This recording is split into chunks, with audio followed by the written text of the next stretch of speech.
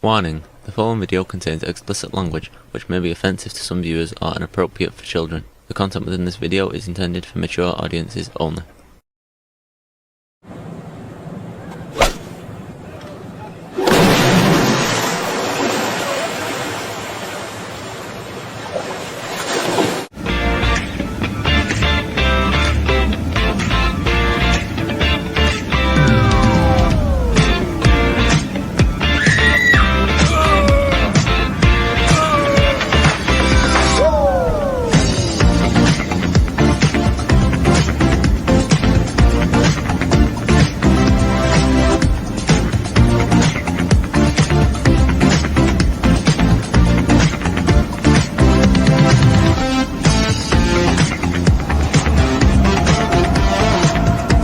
Hey everybody, it's Jeff.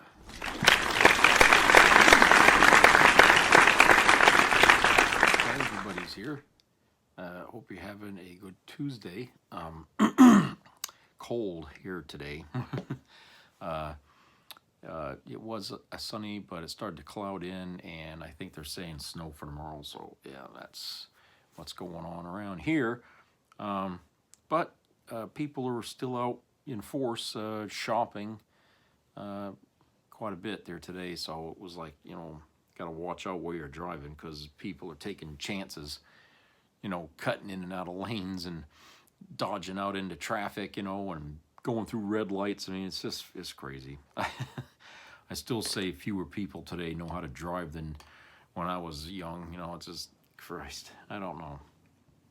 But yeah, that's the Christmas season.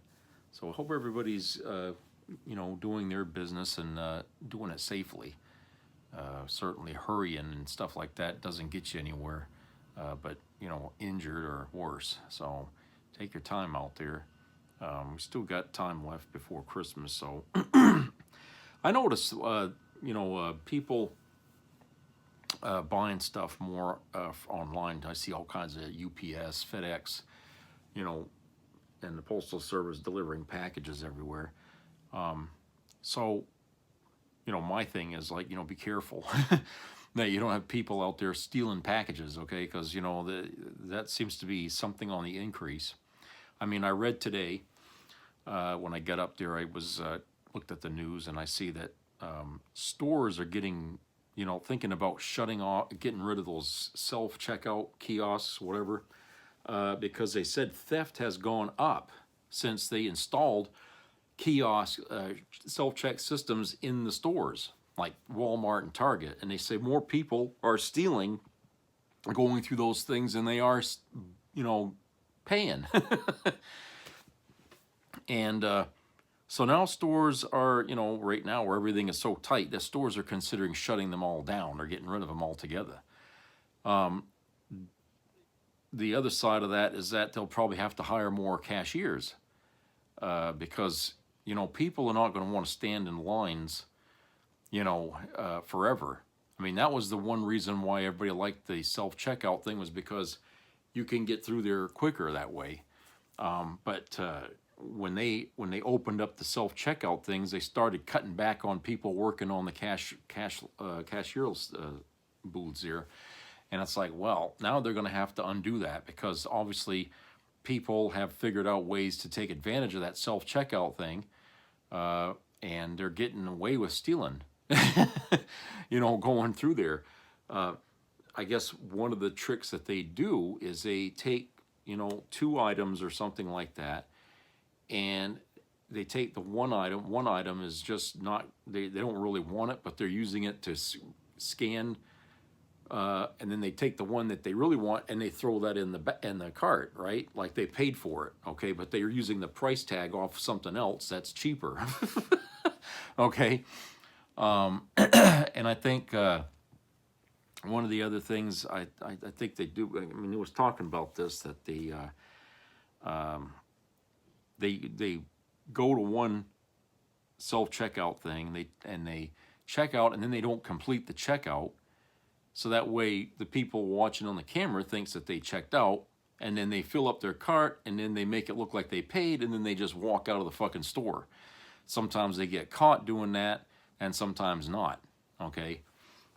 It seems like Target, Walmart really are the ones people hit the most. Because the reason they think that it's easier to do it was because it gets so full in these stores with people that they figure they can't possibly watch everybody. But you know, they do pick up a lot of people though. You know, and they said that the increase in theft in these stores has gone up like 30%, especially right at this point. You know, the Christmas season. So yeah, they're thinking about getting rid of those things. So if you notice that all of a sudden those things are not there, the reason is because they're trying to prevent more theft in the store, because obviously that ain't working. Even with somebody standing there watching people check out, that's still not stopping it. So, you know, that's the way it goes with shopping.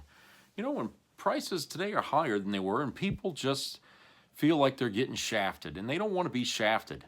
And whenever prices go up and wages stay low, you got crime. Okay? You're gonna have crime. Every fucking idiot with a brain in their head understands that. All right? You know, it's just people, sometimes they gotta have something, and they can't afford it, so they figure I'll just take it, you know. It's not right, but, you know, what are you going to do, right? If you got, especially if you got kids and stuff and you got to feed, you know, it's just, I don't see how, you know, anybody can, you know, say, oh, these fucking people, you know, it's like, well, yeah, maybe some of them are just stealing just to steal. But, you know, there could be a lot of others that are stealing because, you know, they need whatever what they took, you know. So it's all relative, I suppose. Well, this story here came out today. And this is from JC, Dose of Democracy.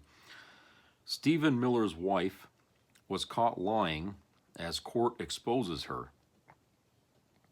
This fall, Stephen Miller's wife, Katie Miller, got on Fox News after people protested outside their house, claiming that they were making quote-unquote terrorist threats. But it turns out they were just writing with chalk. The chalk messages in question were actually just statements like, quote, trans rights are human rights, unquote. In fact, the reporting officer at the scene reported, quote, the messages were non-threatening and alluded to political issues such as immigration, transgender rights, DEI, and white supremacy, unquote. Here, here's a picture of goddamn thing, you can't see that. See, it's a picture of the chalk on their sidewalk, whatever. It's so bright. Okay, well, anyway, yeah, on the chalk I'm going to read. It says love what we need, you know. Yeah, I mean, there's nothing. And here's another picture here on this. On it says the Constitution does not agree with Miller, nor do we the people. Doesn't sound like threatening things to me. Katie tried to make herself the victim, immediately saying, quote, we will not back down, we will not cower in fear, unquote, and accusing protesters of doxing, a move that did not hold up in court. She and her family then put their house up for sale in Arlington and moved out.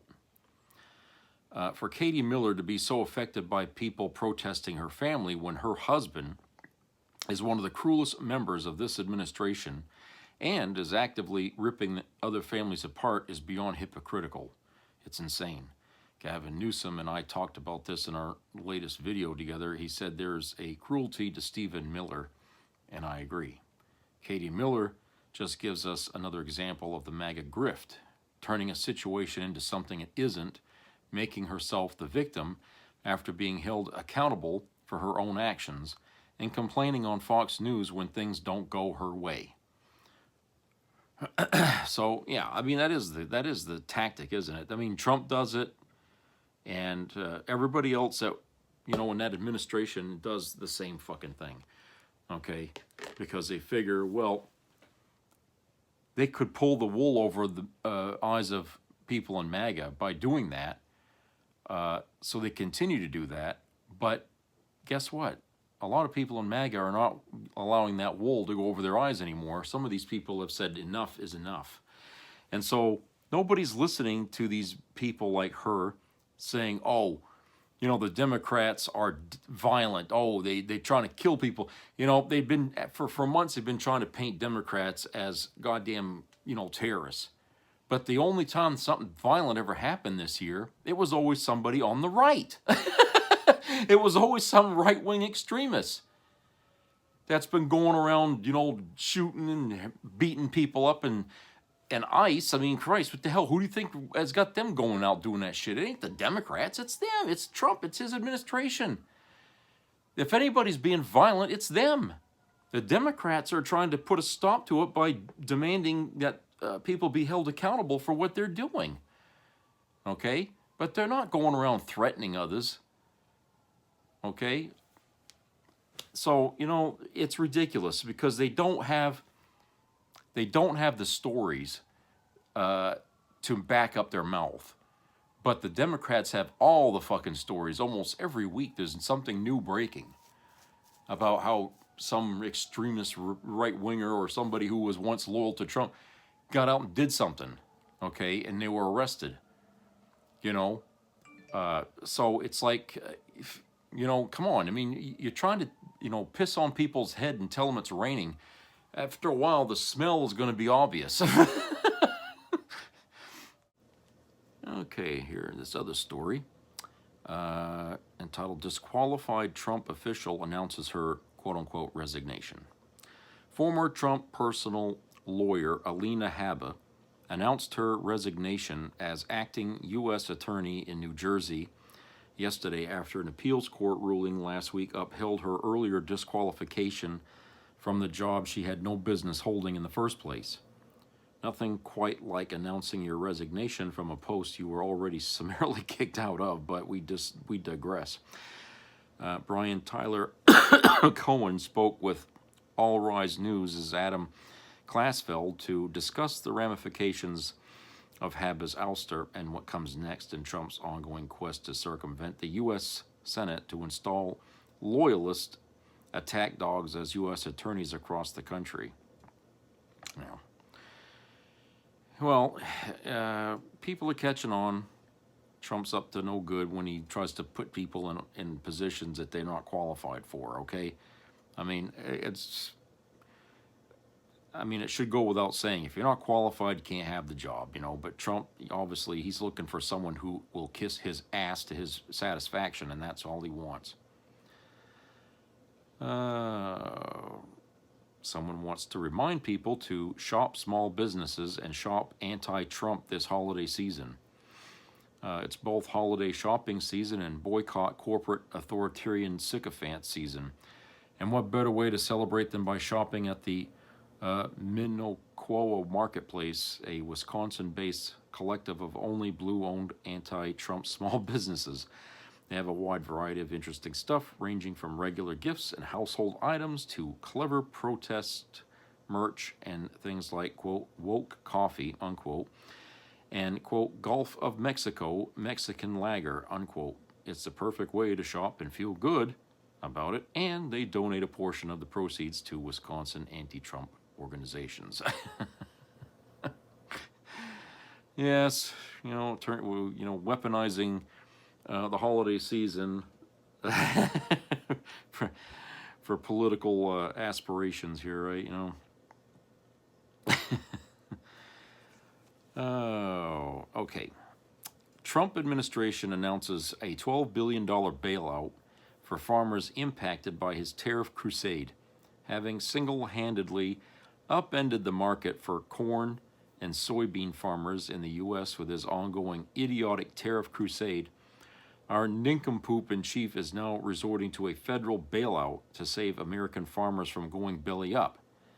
Announcing the deal at the White House, the MAGA cult leader blurted, quote, "What we're doing is we're taking a relatively small portion of tariff revenue and we're going to be giving and providing it to the farmers in economic assistance. And we love our farmers, as you know. The farmers like me because, you know, based on voting trends, you could call it voting trends or anything else, but they're great people, unquote, blah, blah, blah. Every act, every policy move, every declaration is an opportunity for the vainglorious buffoon to pat himself on the back, even for his own unequivocal failings.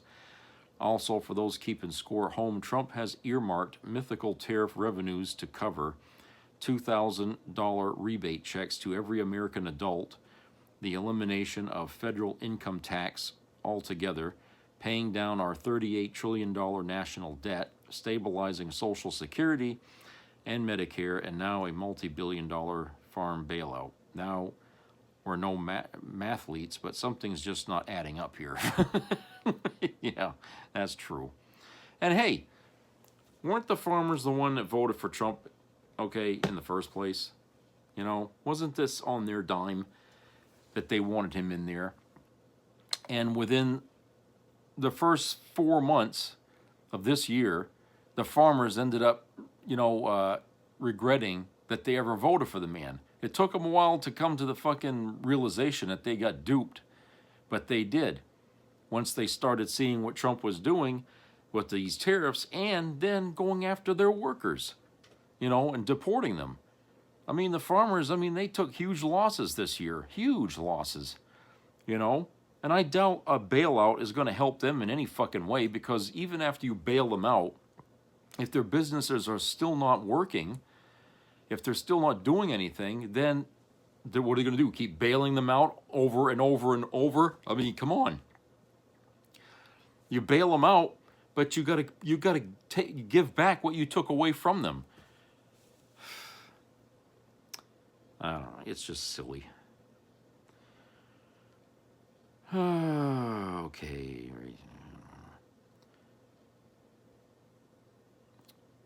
MAGA pushes racist Cinnabon workers fundraiser past $270,000.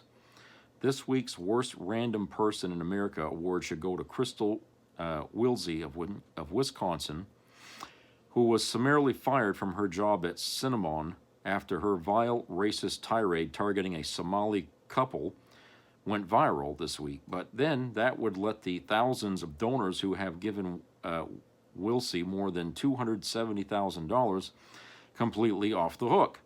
In the video, Wilsey can be seen gleefully calling a customer a N-word, while proudly declaring, quote, "I am racist, and I'll say that to the whole entire world," unquote. For her freak out, she was, of course, fired. Enter MAGA's unofficial Great White Cope Grievance Brigade, whose many members obviously feel duty-bound to stand up for Crystal's God-given right to be a radioactive piece of shit, and are rewarding her with hundreds of thousands of dollars for daring to say what they clearly aren't brave enough to blurt out themselves.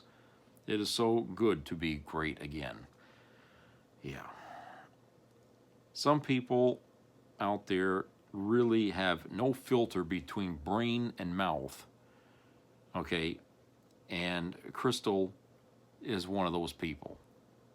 And not only is it that they don't have brain, but they feel like they have every right not to have a filter between their brain and their mouth and just say what the hell they want to say. Okay? That comes from being brought up in a home, clearly a racist home. And clearly she was neglected on, manners. I could only imagine, how she behaves in restaurants or how she treats other people. Even people that are not, black or somebody, but she probably is one of those Karens who feels that they're entitled to everything, okay, and that they are untouchable.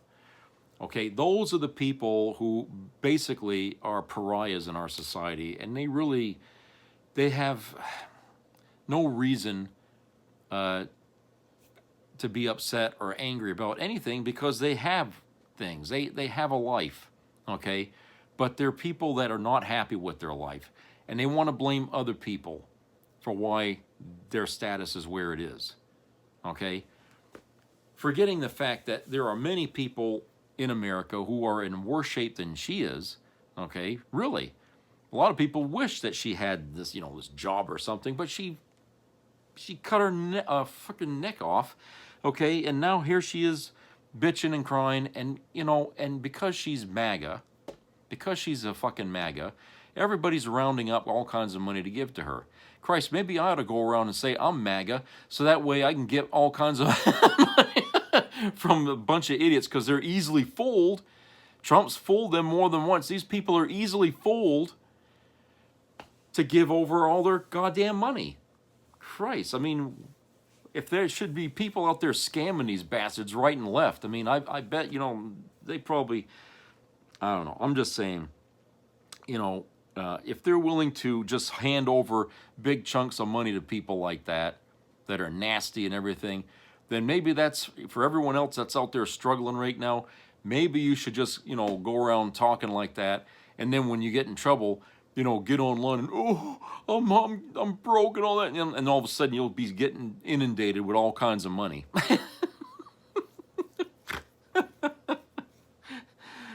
Oh, God. It's really, what a world, what a world. Okay, this is an interesting story here from the New Republic here, written by Malcolm Ferguson. Trump loses his mind when asked about flood of retiring Republicans.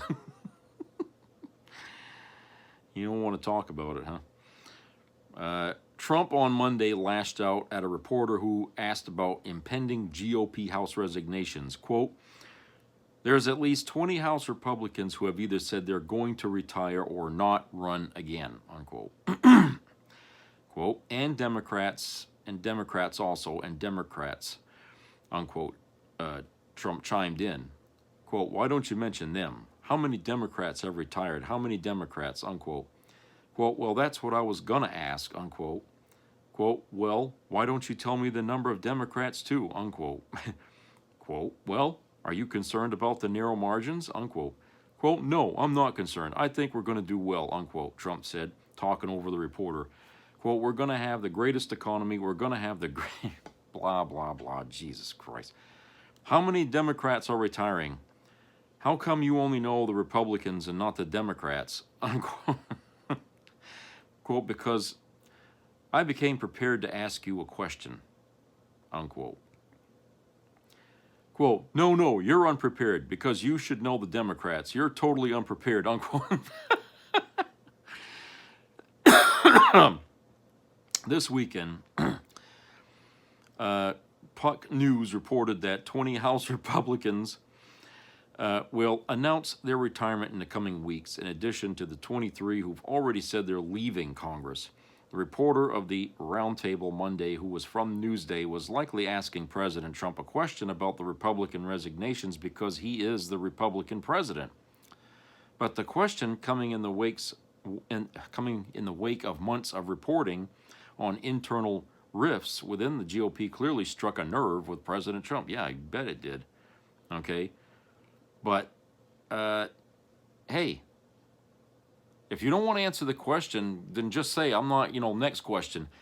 But, this back and forth between him and the reporter really made it look like, yeah, he's really pissed. And he knows about it, so he's pissed. But let me tell you something. He wouldn't be pissed if he was doing his job right. If he was doing his job right, those Republicans wouldn't be talking retiring or leaving or not running again. That wouldn't be happening right now. So, the problem lies at the top. And who is the top Republican right now? Okay? So that's why he was being asked a question. Because his question did not concern Democrats. Okay? The Democrats are not the ones out there talking about leaving and resigning and stuff like that. Okay? It's the Republicans who are only like freshmen, and they're ditching it because they know they're not getting anywhere with this administration, and they're being ignored. So you got a lot of these newcomer Republicans who are just saying, no, I'm out of here. And that's it. I mean, Marjorie Taylor Greene ain't old, These people are leaving because they know Trump is immovable. They can't do anything with this guy. Trump is ignoring them completely, ignoring the Senate and the Justice Department. I mean, Jesus, when people feel like their voice doesn't matter anymore, why keep talking, right? All right. Let's go to a commercial break and we'll come back.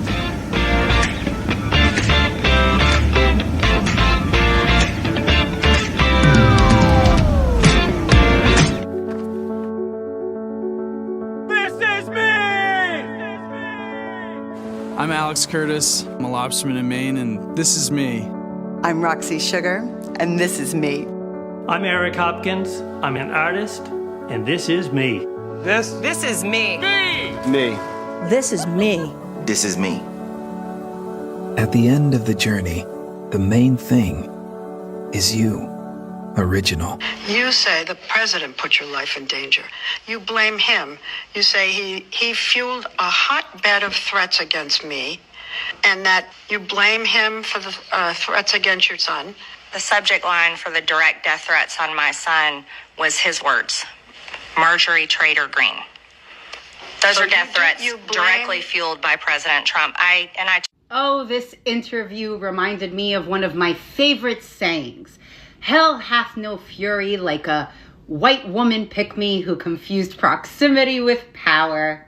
That was Marjorie Taylor Greene on 60 Minutes, which I'm sure aged Leslie Stahl 60 years. And this is just her latest stop on her rebrand tour. And by rebrand, I mean in the same way people try to convince us that a dumpster raccoon can be a house pet.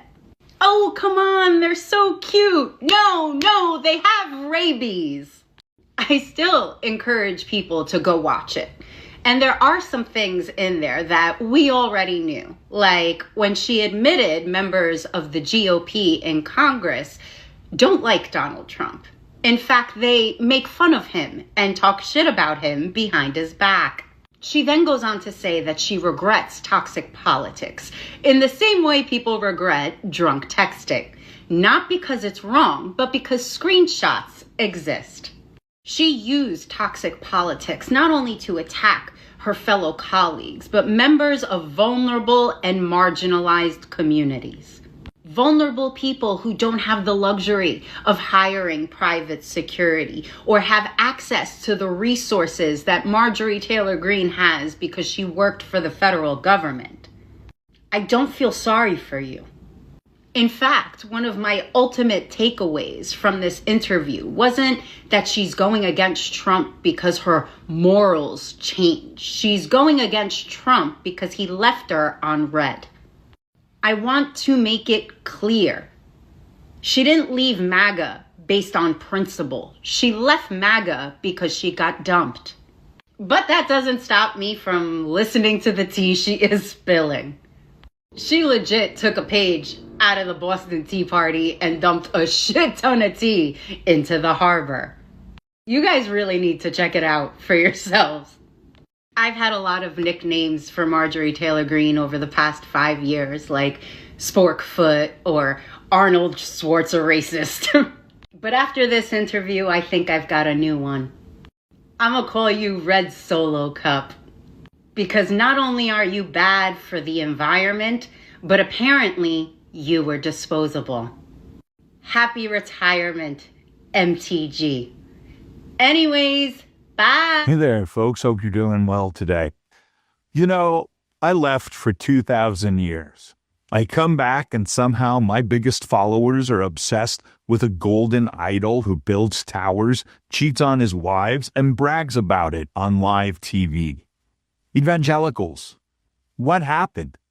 I turned water into wine. You turned scripture into a tax shelter for billionaires. I said, love your neighbor.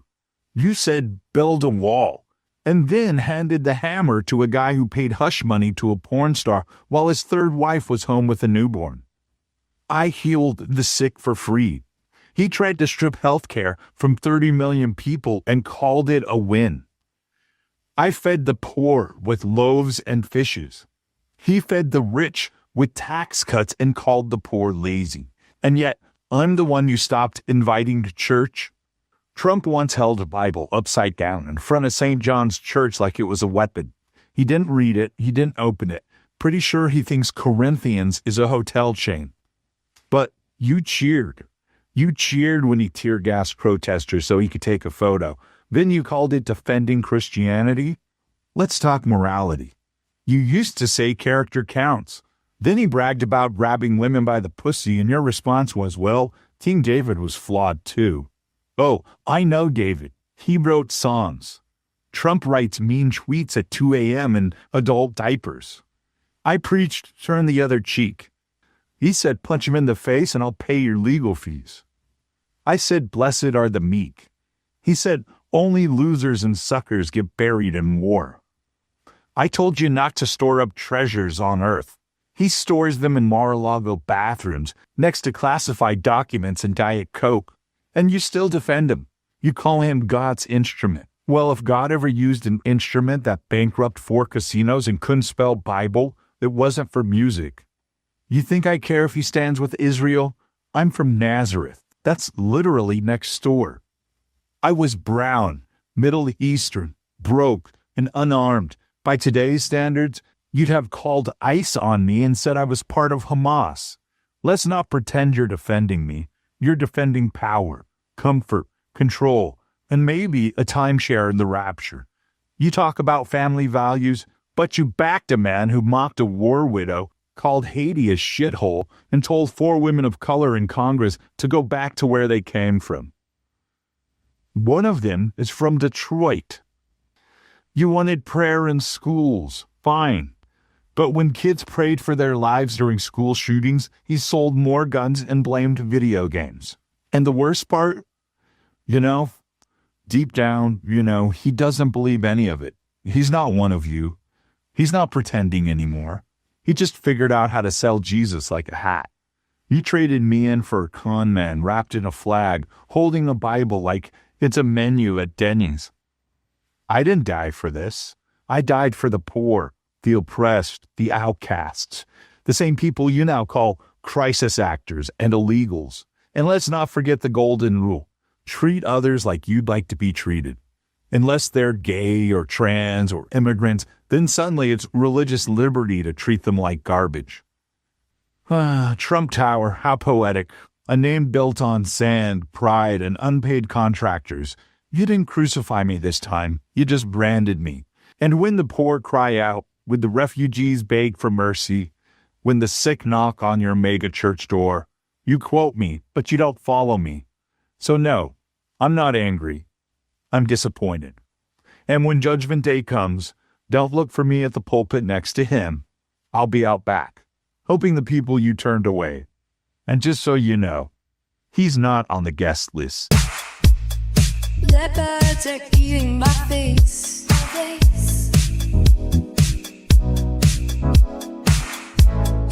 Leopards are eating my face. Be a part of the entertainment value of a lifetime.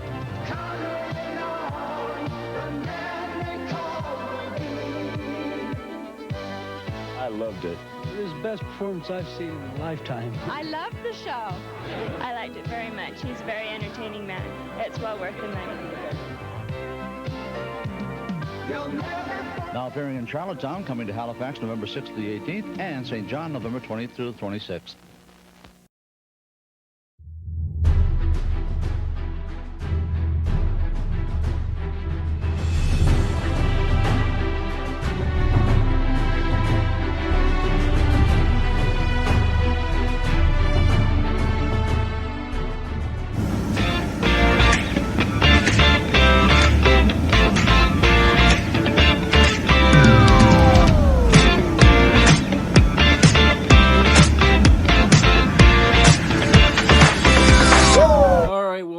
Everybody. Okay, I remember talking about this topic here months and months back. Okay, I think even last year it might have been that in Australia they were having issues about young people on social media and the issues that it's creating there, like here. Okay, and the government has decided, or was thinking about doing a sort of ban for people under the age of 16 to be able to get on these chat sites or whatever they call them, okay? And it was up for debate. Well, now it seems like they've decided to go through with the ban, okay? So here's the story here from NBC News. It says, Australia launches youth social media ban. It says will be the world's first domino. More than 1 million social media accounts held by users under 16 are set to be deactivated in Australia in a divisive world first ban that is being closely watched everywhere. Can children and teenagers be forced off social media en masse? Australia is about to find out. More than 1 million social media accounts held by users under 16 are set to be deactivated in Australia on Wednesday in a divisive world-first ban that has inflamed a culture war and is being closely watched in the United States and elsewhere. Yeah, you bet the government here is watching that. Social media companies will have to take, quote, reasonable steps, unquote, to ensure that under 16s in Australia cannot set up accounts on their platforms and that existing accounts are deactivated or removed. Australian officials say the landmark ban, which lawmakers swiftly approved late last year, is meant to protect children from addictive social media platforms that experts say can be disastrous for their mental health. Quote, with one law, we can protect Generation Alpha from being sucked into purgatory by predatory algorithms described by the man who created the feature as behavioral cocaine. Communications Minister Anika Wells told the National Press Club in Canberra last week, while many parents and even their children have welcomed the ban, others say it will hinder young people's ability to express themselves and connect with others as well as access online support that is crucial for those from marginalized groups or living in isolated parts of rural Australia. Two 15-year-olds have brought a legal challenge against it to the nation's highest court. Supporters say the rest of the world will soon follow the example set by the Australian ban, which faced fierce resistance from social media companies. Quote, I've always referred to this as the first domino, which is why they pushed back, unquote, Julie Inman Grant, who regulates online safety as Australia's e-safety commissioner, said at an event in Sydney last week. Social media companies will be responsible for enforcing the ban, paying fines of up to 49.5 Australian dollars, which is about $32 million in American dollars, for serious or repeated breaches. Children and parents will not be punished for any infringements. Instagram, YouTube, TikTok, Facebook, X, Snapchat, and Reddit are all set to be age-restricted under the law, according to a list shared by the e-safety commissioner. All of the platforms have said they will comply, and some have taken action before the ban even takes effect, with Meta saying last month that it would start closing Instagram, Threads, and Facebook accounts on December the 4th. The ban has broad support in Australia, where a YouGov poll last year found that 77% of respondents were in favor of it. Supporters say it will encourage children to prioritize in-person interactions, boosting their social skills.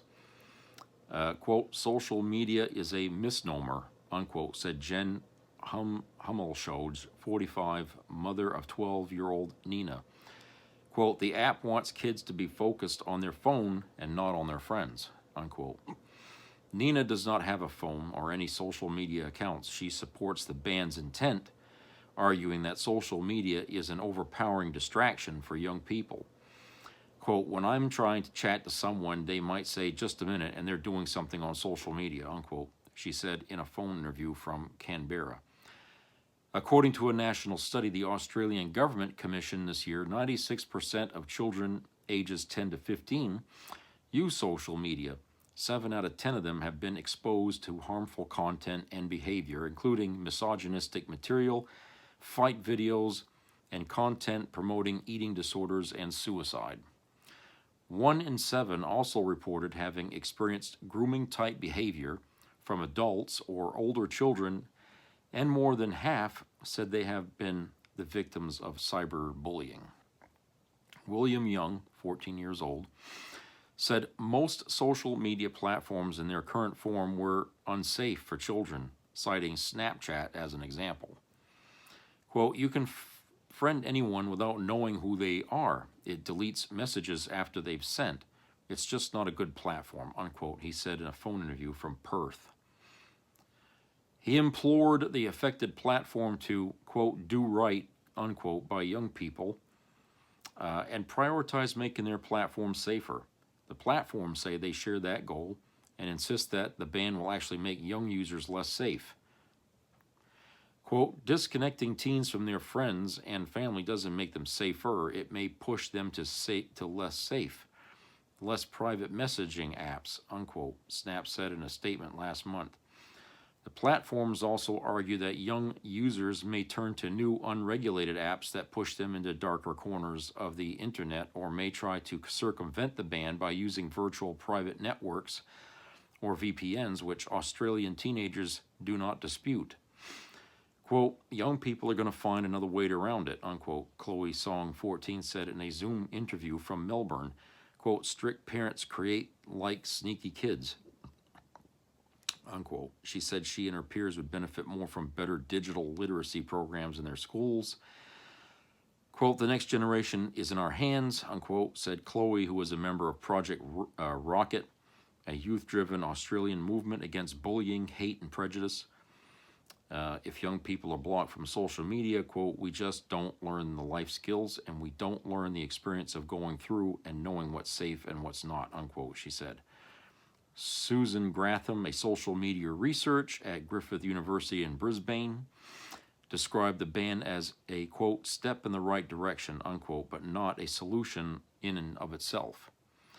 Quote, social media is not going away. Instead, we need to create well-balanced digital citizens, unquote, she said. What rankles many young Australians about this ban is what Noah Jones described as a lack of consultation on, quote, legislation that specifically affects us, unquote. Noah, 15, who of one of two teenagers suing the Australian government over the ban, said he and his peers have, quote, solutions to all the negatives of social media. Quote, if we just got asked, we all could have worked it out, unquote, he said in email comments. Noah urges the ban will deny young people freedom of political communication, an implied right in Australia's constitution, and deprive them of an essential educational tool. Quote, do you want 15-year-old boys to have no clue about consent? Do you want teenagers who don't know about the dangers of vaping? Both topics I've learned about on social media, unquote, he said. Wells, the communications minister, said that the center-left government would not be intimidated by legal challenges and that it, quote, remains steadfastly on the side of the parents, unquote. Others are relieved by the ban, including Alia Elachi and her family and her father Danny. Danny Elachi said Alia's behavior changed within days of her receiving a smartphone at age 10. Quote, we found that she retreated into her room, into her own private world, her own private space, and we didn't think that was in the long run going to be healthy for her, unquote, he said in a phone interview from Sydney. When the phone malfunctioned after a couple of months, Alia's parents never replaced it.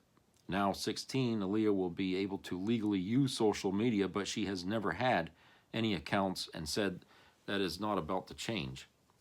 Quote, I'm still as tech literate as the next 16-year-old. I just don't have TikTok or Instagram eating up hours of my childhood every day, unquote, Alia told lawmakers in the state of New South Wales last month. Quote, having firm boundaries around social media hasn't made my life smaller, unquote, she said. My hope is over the next few years, I won't be the exception, but the norm, unquote. You know, what people fail to remember is that there was a time when there was no internet. And there was no chit-chatting online all the fucking time. And we learned how to deal with each other, grew up, okay, and learned things. And so these people arguing against this ban by saying, well, how are these kids going to learn to interact if there's no internet? It's like, hello? You know, some of these people are making that argument are my age or older. They fucking know. Okay? So, you know, you got to remember, there's a lot of companies who are going to be affected by this. You know, it's going to impact them financially, this ban.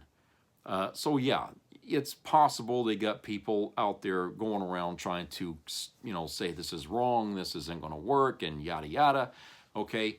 But my take is let Australia try this. Let Australia try this out. That's why they say the world is watching.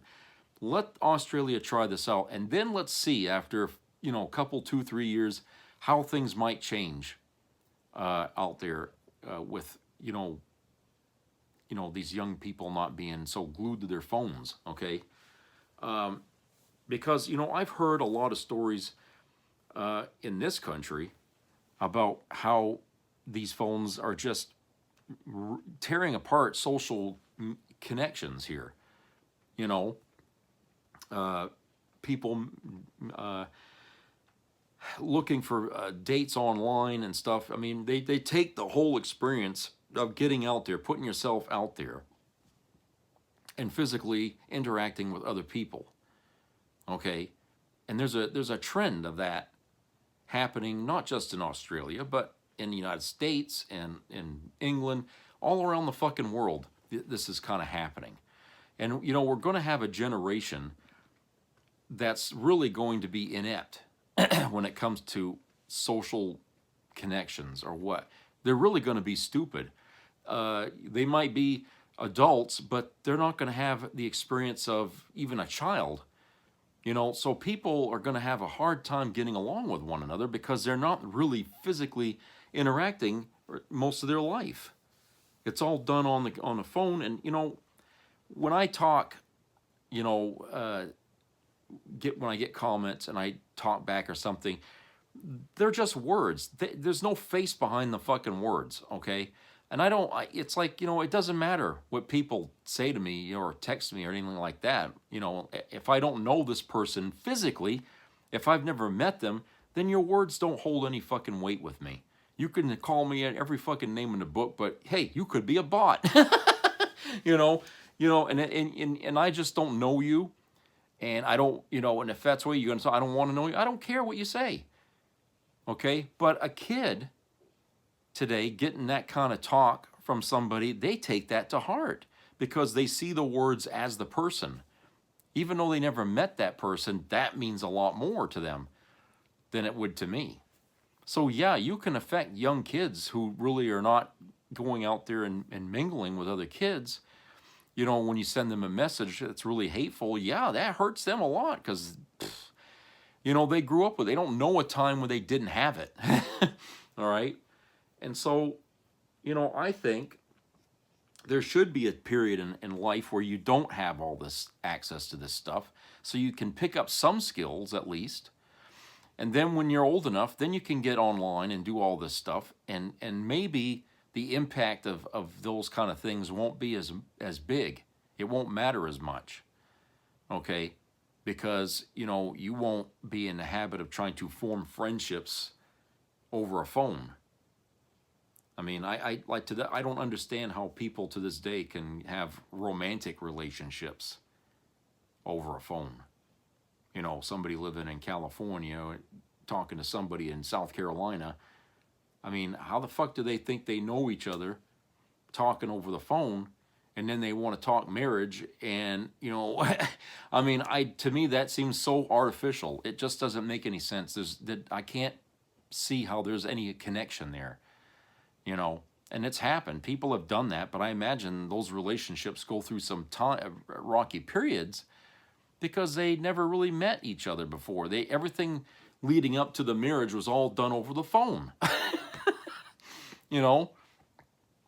So, yeah, that kind of thing can't go on. It can't go on because, you know, as more generations are born and we have the internet, that means more damage is being done to the social interactions of our society every generation. And after a while, what it means to be human gets sort of lost, you know, in the digital world we live in. I mean, it just doesn't seem to exist anymore. We become less a being, a human being, and more of an app. Okay? But that's not the way we're meant to live with each other. You know? So yeah, that's what I'm saying. Let's watch what happens in Australia. You know, let the naysayers just sit just quiet for a while and don't bitch until you have reason to bitch, okay? Let's see how things change in Australia, okay? And if they're seeing some improvement, okay, then I can tell you, you know, as far as other countries watching, let me tell you something. The United States is watching that. The Trump government is watching that. And believe you me, the idea of cutting people off the internet is as tempting as shit is to a fly to him. They want to stop people talking online about anything. So if they do it, it's not going to be about trying to improve our society as Americans. They're doing it for political reasons. They're trying to squash people's right to talk about political issues. And I can tell you right now, it's probably already been discussed in the White House already about banning people under the age of 20, okay, or even just banning people outright, okay? So we got to be careful over here that if the time ever comes we start talking about removing people from using these things, we got to make sure that what we're doing it for is for the right reason and not because some asshole in the White House is trying to squash people's protest ability, okay? That's what we got to do. And that, of course, that issue did come up in that article I read. Okay, some people were saying that, but like I said, this ban is specific to people under 16, okay? So they're not shutting up everybody. They're just the kids. But over here, it's not going to be, I think, it's not going to be just the kids. It's going to be a lot of people, okay? And you watch. I imagine, you know, like, remember the last time I told you someone's going to give Trump some bullshit award here that he didn't earn, and the next day it happened? Here I am talking about this right here, and maybe tomorrow it'll happen. Okay? And I'm telling you right now, I'm sure that the people on the right who have been, you know, digging and clawing at each other's eyes, okay, somewhere along the line, someone had says, we got to stop people from getting online and protesting and doing stuff. Hey, it's in the works. I bet you it is in the works. It's in the fucking works. And companies like Yahoo and, you know, and all these other ones that were named in that article, they're going to have a hell of a fight on their hands again. They spent a lot of money to fight this in Australia and lost. But over here, if that happens here, it's going to be even a bigger blow to them because that's going to hurt them more than it did in Australia. So you're going to see a huge fight to stop that over here if it ever turns out they want to try that here, you know. So I don't know. You see, this is why I say all the time, our world was not ready for the internet. It really wasn't, because we had problems even before the internet about interacting with people, kids behaving, you know, school shootings, all this shit that was going on. We had issues then. But then we threw in the internet on top of that. And that just, it was like, you know, putting a match to a newspaper. Okay, it just went out of control. The idea of the internet was appealing.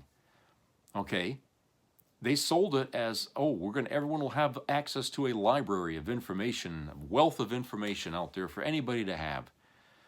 Okay, everybody was allured by that prospect, but we didn't think about where that prospect could lead us. You know, how the technology could open up new doors to communication that we never thought could be there. Okay, we never thought that far ahead. And then when it started to happen, people just went wild on there with that. You know, Christ, I mean, they just went crazy. They just threw away all their inhibitions and they started going online and doing all kinds of shit. And it created problems all the way around, from copyright issues to, you know, pornography online to, you know, people, you know, being bullied and stuff. I mean, all of these things started to happen that weren't there before in a society that was already dealing with things already Now we had that on top of it, you know, that just sort of like, you know, pull the scab off the wound. And we started bleeding again. So I felt like, yeah, the internet as a concept was admirable, but we as a society had not evolved enough to be able to have that and be able to use it responsibly. Okay, they entrusted Americans, or the world really, to just use it, you know, in a nice, honorable way. But when have we ever done anything honorable and nice? Okay, television, radio, phones, you know, dial phones all the way up to the current phones. Everything we've got, we've managed to find some layer of crap inside the innovation, okay? And this is no different. The internet's no different. We've taken something that could have been completely good and we've tainted it. Tainted it even to the point where countries like Australia want to put bans on certain people of age not to use it because it's just not safe.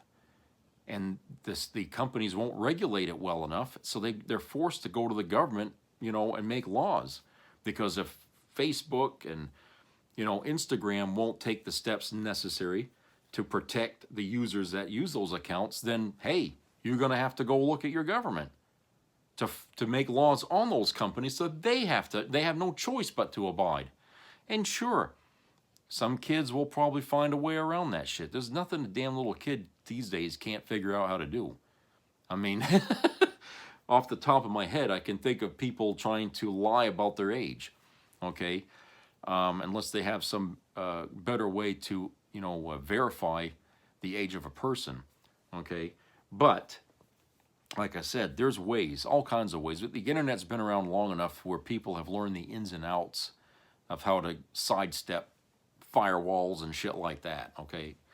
So, yeah, it's gonna be a huge test on Australia to see what the end result is, okay? But that's why I'm saying people right now should just let this happen, okay, and see what happens overall. If it doesn't work, they can always lift the ban, right?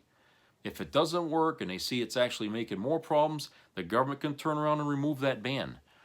And, you know, let the chips fall where they may. But right now, the rest of the world, yeah, they're watching it. Because right now, the rest of the world, they figure, well, nobody's going to want to see that over here. No one's going to want to. You may be surprised how many people are willing to try that. Some people for good reasons, some people not for good reasons. But it's an issue that's going to be on our doorstep here not too long down the road here. So, anyway, that's it for today. So I hope everybody has a great rest of the week. So subscribe, comment, share, keep your ears open for health issues. And, you know, treat each other nice. You know, be good for this Christmas season here. And, you know, just be helpful. I'll talk to you all later, so take care.